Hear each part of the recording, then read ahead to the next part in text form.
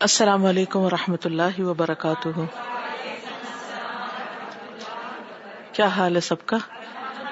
الحمد للہ. ہم پڑھ رہے تھے حضرت عائشہ رضی اللہ تعالی عنہا کے بارے میں، اور پھر ان سے متعلق جو احادیث ہم نے بخاری میں پڑھی. حضرت عائشہ رضی اللہ تعالی عنہا کی فضیلت میں ایک بات نبی صلی اللہ علیہ وسلم نے فرمائی تھی کہ عائشہ کو باقی تمام عورتوں پر ایسی ہی فضیلت حاصل ہے جیسے سرید کو باقی تمام کھانوں پر.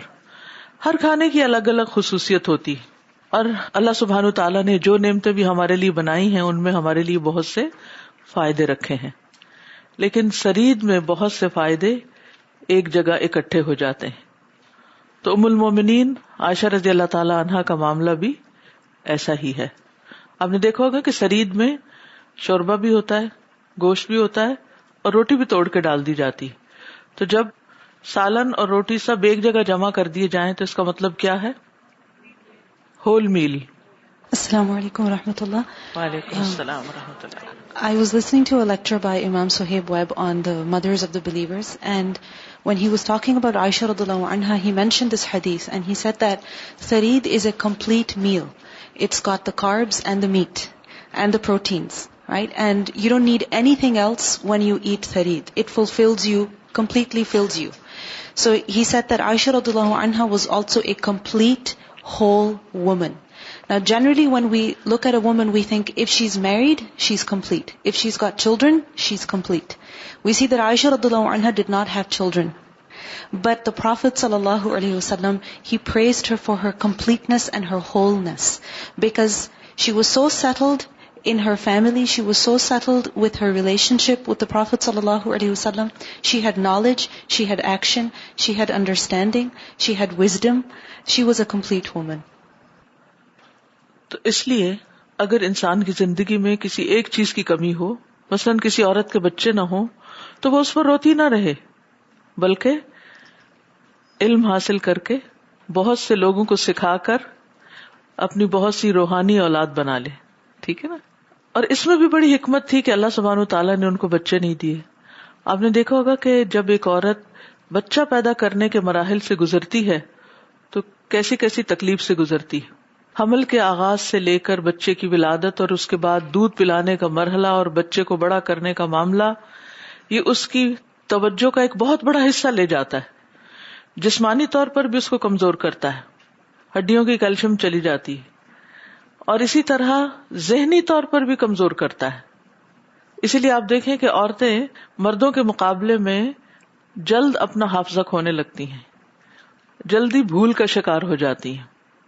عائشہ رضی اللہ تعالی عنہا نے چونکہ علم کی خدمت کرنی تھی تو اللہ سبحانہ تعالیٰ نے ان کو اس مشقت میں نہیں ڈالا، اور ان کو کمپلیٹلی پورے اپنے حافظے کے ساتھ، اپنی ساری طاقتوں اور صلاحیتوں کے ساتھ علم حاصل کرنے، اور پھر نہ صرف یہ کہ حاصل کرنے بلکہ اس کے بعد سکھانے کے لیے ان کو چنا.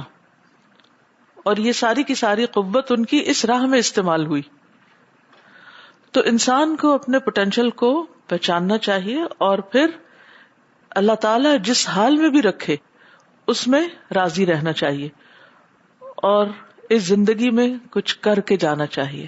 ایک چیز کے جانے کا یا نہ ہونے کا غم اتنا نہ بڑھ جائے کہ انسان ان نعمتوں کو بھی استعمال نہ کر سکے جو اللہ سبحانہ وتعالیٰ نے اس کو دوسرے لوگوں کے مقابلے میں زیادہ دے رکھی ہیں. تو ہم میں سے ہر شخص ان نعمتوں کو، اس وقت کو، اس سہولت اور آسانی کو استعمال کرے اپنی آخرت کمانے میں جو اللہ تعالیٰ نے ہمیں دے رکھی ہے.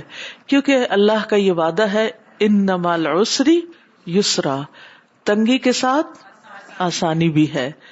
تو جہاں بھی آپ کو کوئی تنگی ہے کسی بھی قسم کی، وہیں آسانی کو تلاش کریں.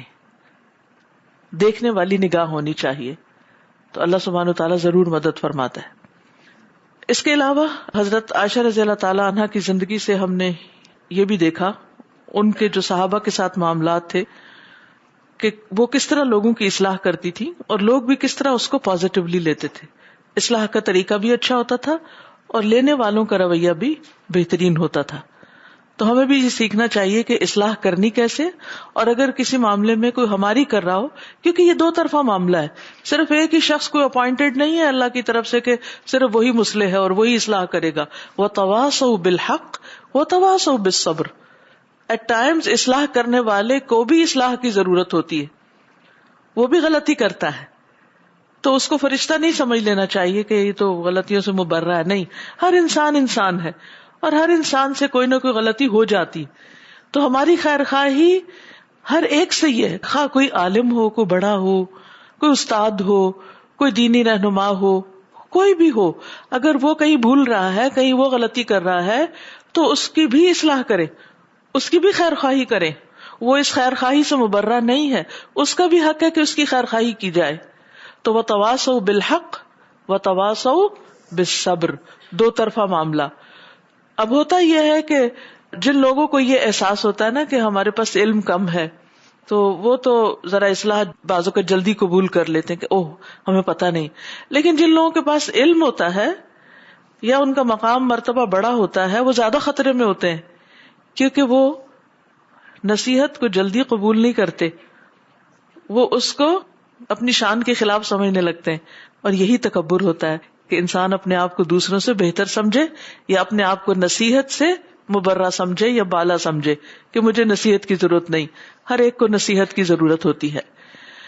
تو جو بھی ہماری کوئی اصلاح کرے، ہمیں کیا کرنا ہے؟ اس کے لیے شکر گزار ہونا ہے، اس کا شکر گزار ہونا ہے، برا نہیں منانا، اپنی غلطی کو درست نہیں کہیں. اور اگر دوسرا غلط فہمی کا شکار ہے تو پھر ہمیں کیا کرنا ہے؟ اس کو معاف کر دینا ہے، اور اس معاملے کو جھگڑے کا ذریعہ نہیں بنانا، وہاں بحث مباحثہ نہیں شروع کرنا. غلطی ہے تو ٹھیک کر لی، نہیں ہے تو خاموشی اختیار کر لیں. اور پھر اسی طرح یہ کہ موقع محل کے مطابق ہی انسان بات کرے. ضروری نہیں کہ جس وقت کوئی غلطی کر رہا ہو عین اسی وقت اس کے سر پہ سوار ہو جائیں. ہم عموماً بچوں کے ساتھ یہ غلطی کرتے ہیں کہ دیر اینڈ دین ان کو ڈانٹنے، ٹوکنے اور ان کی خبر لینے کھڑے ہو جاتے ہیں. جب اس وقت کر رہے ہوں، جیسے وہ آرابی پیشاب کر رہا تھا تو آپ نے کرنے دیا اور اس کے بعد پھر اس کو سمجھا دیا. ایسے ہی اگر بچہ یا کوئی بھی غلطی کر رہا ہے تو یہ نہیں کہ وہی فوراً جا کے پکڑ لے اس کا گریبان، ٹھہرو تو میں تمہاری خبر لوں. نہیں، چھوڑ دیں، تھوڑی دیر روک لیں، چھوڑ دیں، اور پھر مناسب موقع کی تلاش کر کے اس وقت بات کریں جب بات وہ سمجھنے کے قابل ہو. پھر اسی طرح یہ ہے کہ امر بالمعروف اور نہی عن المنکر، دوسروں کو کرنے کا فائدہ کیا ہوتا ہے؟ دراصل ہمارا اپنا فائدہ ہوتا ہے، ہماری اپنی اصلاح ہوتی ہے. جب ہم کسی کو کسی غلطی سے روکتے ہیں تو دراصل اپنے آپ کو بھی سنا رہے ہوتے ہیں کہ ہمیں یہ کام نہیں کرنا. اسی طرح ہمیں قرآنی آیات اور احادیث کو بھی یاد کرنا چاہیے. مثلا انصار کے بارے میں آج آپ آیت سنیں گے، کوشش کریں اس آیت کو زبانی یاد کر لیں تاکہ جہاں کہیں انصار کا ذکر ہو آپ بطور دلیل یہ آیت پیش کر سکیں، یا کم از کم آپ کو خود ہی یاد آ سکے. کیونکہ قرآن و سنت کی دلیل ہر چیز سے زیادہ مضبوط ہوتی ہے. 100 باتیں کوئی کرے لیکن اس کے مقابلے میں اگر ایک آیت یا ایک حدیث آ جاتی ہے تو اس کا وزن کہیں زیادہ ہے. اسی لیے آپ کو بار بار اس چیز کی طرف متوجہ کیا جاتا ہے کہ یہ ایک سالڈ نالج ہے جس وقت آپ کے ہاتھوں میں، اس کی قدر کریں، اس کو یاد کریں، اس پہ توجہ دیں. یہ صرف ایک لیکچر کے طور پہ سن کے نہ چلے جائیں بلکہ گھر جا کے اس کو ریوائز بھی کریں، غور سے خود بھی پڑھیں. ہو سکتا ہے سننے میں آپ کو کوئی کمی بیشی ہو، آپ نے بات کسی اور طرح سمجھی ہو. جب دوبارہ گھر جا کے اس کو ریوائز کریں گے تو کیا ہوگا؟ اپنی ہی غلطی پھر نظر آ جائے گی، اوہ اچھا میں نے تو یوں سمجھا تھا، بات دراصل یوں تھی. تو گھر جا کر کتاب ضرور کھولیں. ہو سکتا ہے کہ بعض لوگوں کے پاس کتاب نہ ہو لیکن کتاب خریدنے میں بخل نہ کریں، اپنے کسی اور چیز میں کمی کر لیں، لیکن کتاب جو ہے وہ آپ کے لیے اور آپ کے بعد آپ کے آثار میں سے بھی ہے. جب گھر میں رکھی ہوگی نا تو بچے کہیں گے، جب آپ دنیا سے چلے بھی جائیں گے تو کہیں گے یہ میری اماں کی کتابیں. اور ہو سکتا ہے کبھی اماں کو یاد کرتے کرتے اس کی کتابیں بھی بچے کھول ہی لیں یا کہیں اور صدقہ جاریہ بن جائے. تو کتاب خریدنا کبھی بھی نقصان دہ نہیں، فائدے ہی کی بات ہے، ہمیشہ فائدے کی بات ہے. بس کتاب اچھی ہو تو وہ آپ کے لیے صحیح صدقہ جاریہ ہے. صدقہ جاریہ صرف یہ نہیں ہوتا کہ آپ کسی اور کو کتاب خرید کے دے دیں، آپ اپنے لیے بھی کتاب خریدتے ہیں اور وہ آپ خود پڑھتے ہیں, اس سے فائدہ اٹھاتے ہیں, یا بعد میں آپ کے کوئی اور اس سے فائدہ اٹھاتا ہے تو وہ بھی آپ کے لیے صدقہ جاریہ ہے. علم ينتفع به, یہ بھی اس میں آ جاتا ہے. اسی طرح احادیث یاد کریں. ابھی انشاءاللہ سورۃ الملک ذرا ہو جائے آپ کی ایک دفعہ, تو اسلام آباد میں ہم احادیث بھی یاد کرتے ہیں. جب کوئی دعا آ جاتی ہے, کوئی آیت آ جاتی ہے, تو کلاس سے پہلے اس کو یاد کرایا جاتا ہے تاکہ سیکھنے والے کچھ احادیث کو بھی زبانی یاد کر سکیں. اس سے بہت فائدہ رہتا ہے دلائل دینے میں. اور اگر آپ کسی کے سامنے نہ بھی بول سکے تو آپ کو تو پتا ہوتا ہے نا کہ میں نے یہ بات پڑھی ہوئی ہے اور یہ بات اس طرح ہے, تو اس سے فائدہ کیا ہوتا ہے, پھر کوئی آپ کو پھسلا نہیں سکتا. اسی طرح اگر کوئی ہم سے کوئی سوال کرے تو ضروری نہیں کہ ہم ہی مفتی بن جائیں.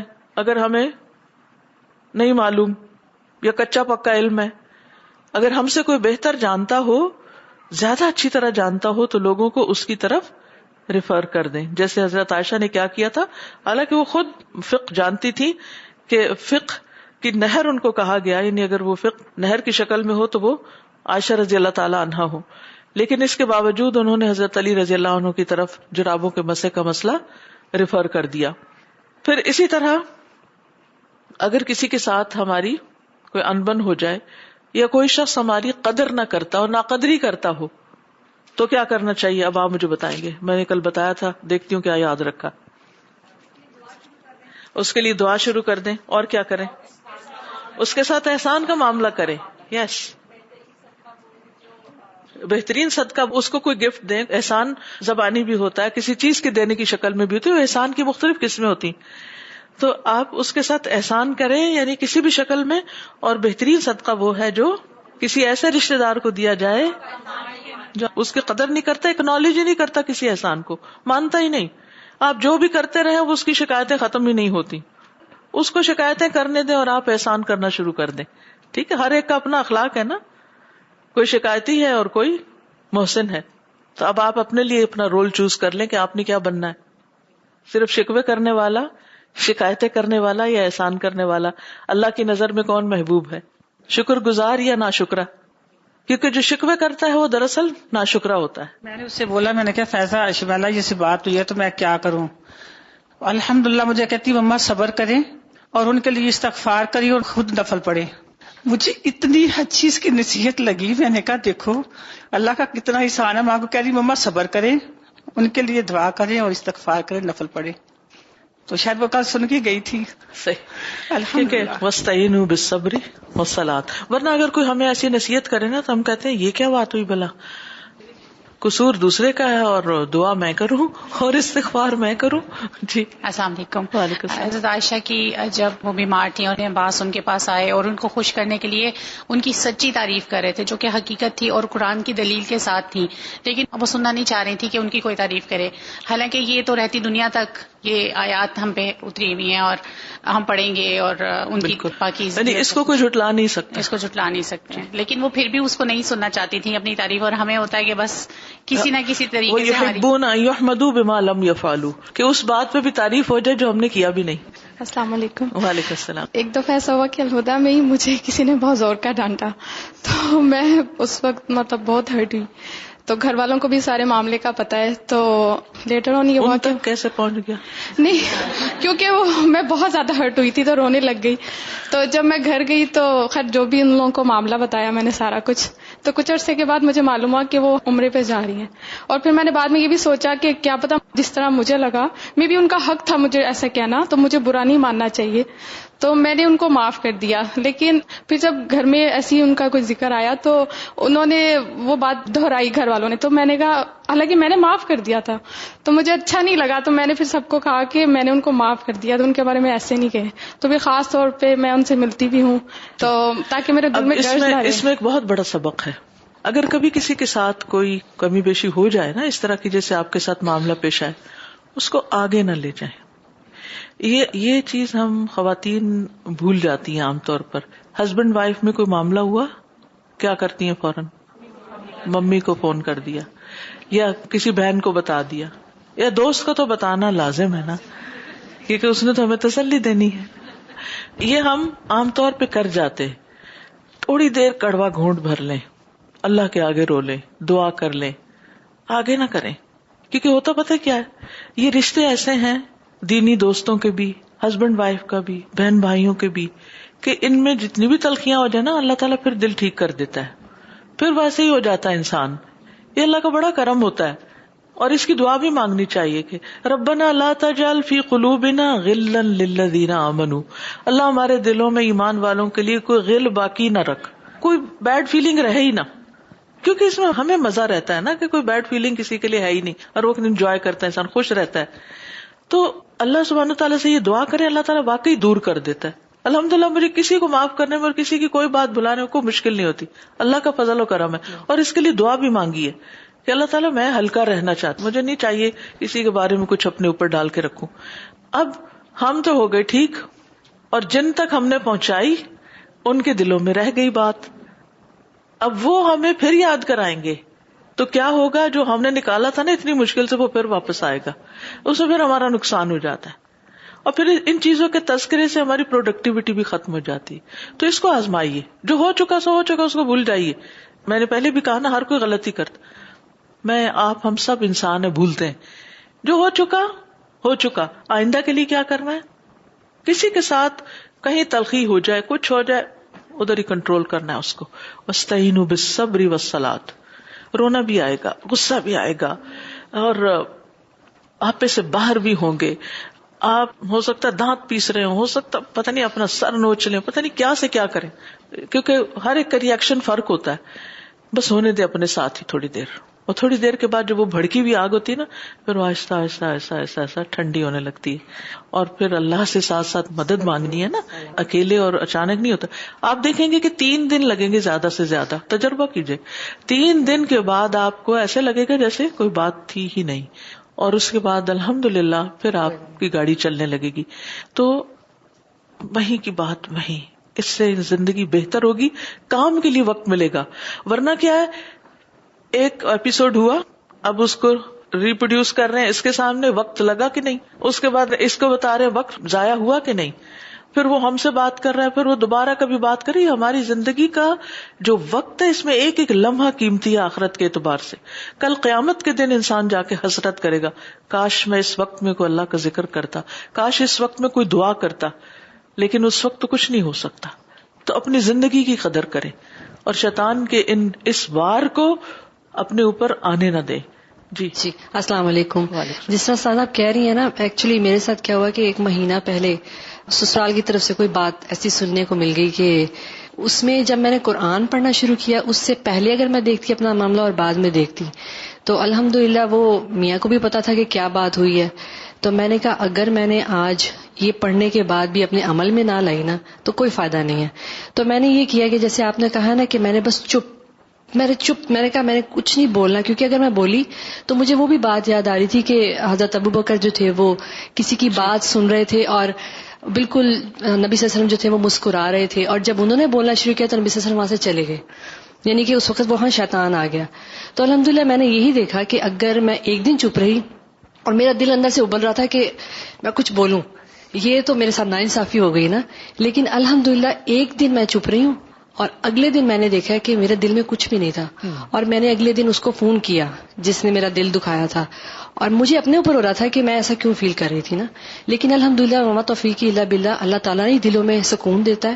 اگر آپ چپ رہے نا تھوڑی دیر کے لیے, تو واقعی معاملات جو ہے نا, وہ میرے ہسبینڈ بھی, میں دیکھ رہی تھی کہ میرے لیے یہ ٹیسٹ بھی ہے کہ میرے ہسبینڈ مجھے دیکھ رہے ہیں کہ اگر یہ قرآن پڑھ رہی ہے, میرے بچے بھی دیکھ رہے ہیں, تو اس کا کیا معاملہ ہوتا ہے نا. تو الحمدللہ اگلے دن میرے ہسبینڈ کہنے لگے کہ نہیں واقعی تم جو ہے نا تھوڑا سا امتحان میں پاس ہو گئی ہو. الحمدللہ. اور صبر کی ڈیفینیشن پتہ ہے آپ کو, صدمے کی پہلی چوٹ پہ اگر اس وقت آپ نے کنٹرول نہیں کیا نا اور بول پڑے, تو اب بعد میں تو صبر آ ہی جائے گا. وہ صبر نہیں ہوتا, رائٹ. اجر ہے نا جس صبر پر, اس صدمے کی پہلی چوٹ پہ ہے.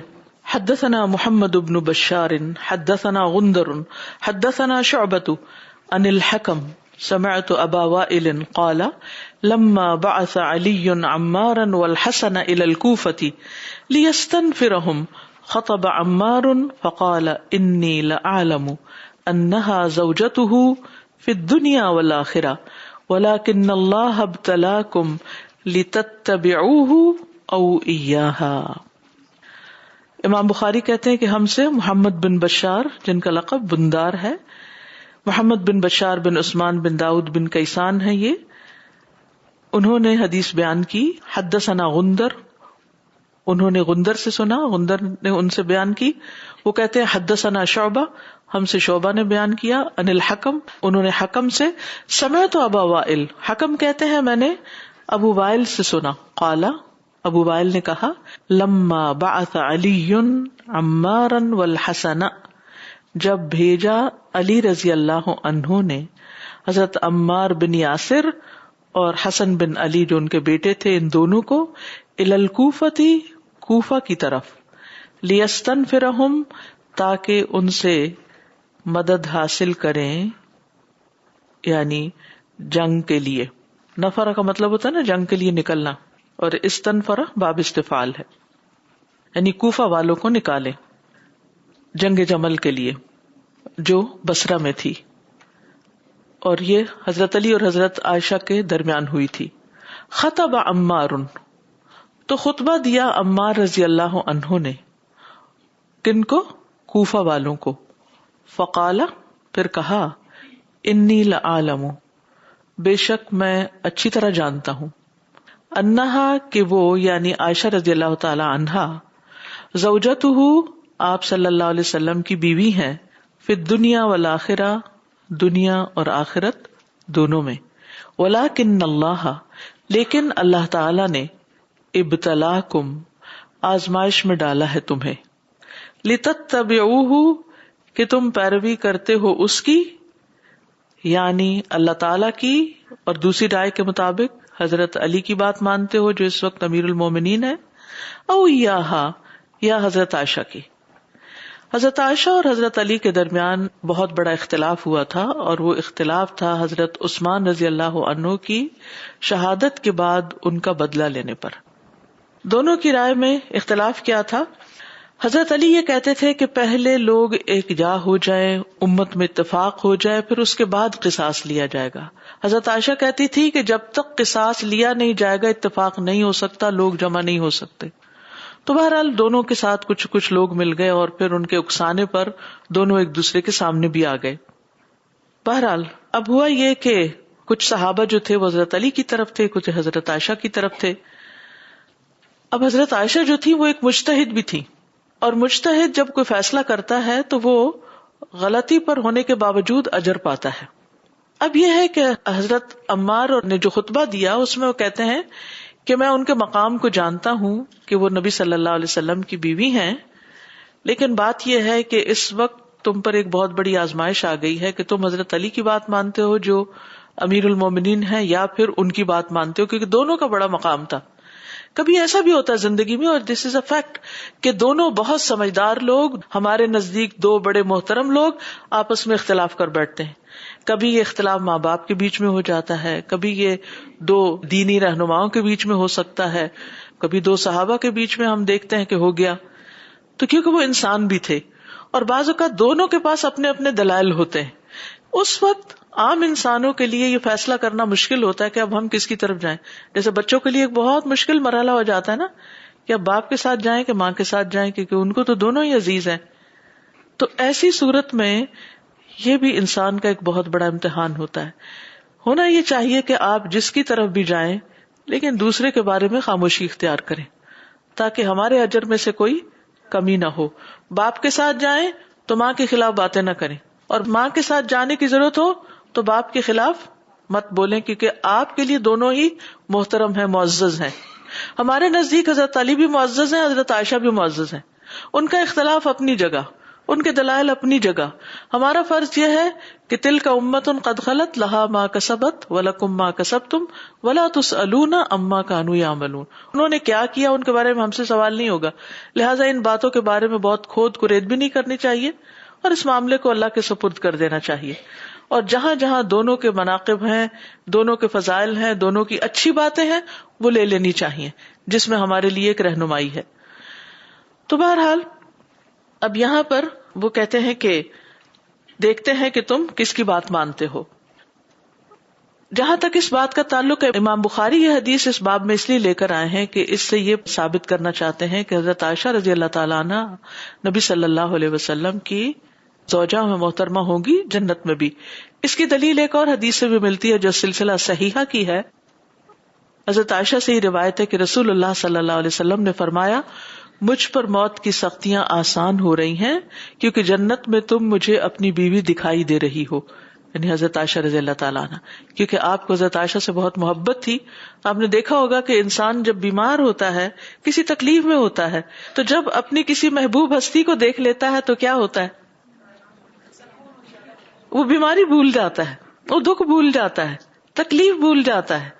اسی لیے عیادت کا اتنا بڑا اجر و ثواب. اسی لیے ابن عباس تشریف لے گئے حضرت عائشہ کی عیادت کے لیے. تو اسی لیے آپ نے دیکھا ہوگا کہ جب والدین بیمار ہوں یا کچھ تو بچے دوسرے ملک سے مہنگی ٹکٹیں خرید کے پہنچتے ہیں ان کی عیادت کے لیے، ان کے دکھ تکلیف کے موقع پر، کیونکہ اپنے عزیز قریبی پیارے جب نظر آتے ہیں تو انسان کا دکھ ہلکا ہو جاتا ہے، ریلیف ملتا ہے. تو یہی چیز نبی صلی اللہ علیہ وسلم کے ساتھ تھی جس کا یہاں پر ذکر ہے.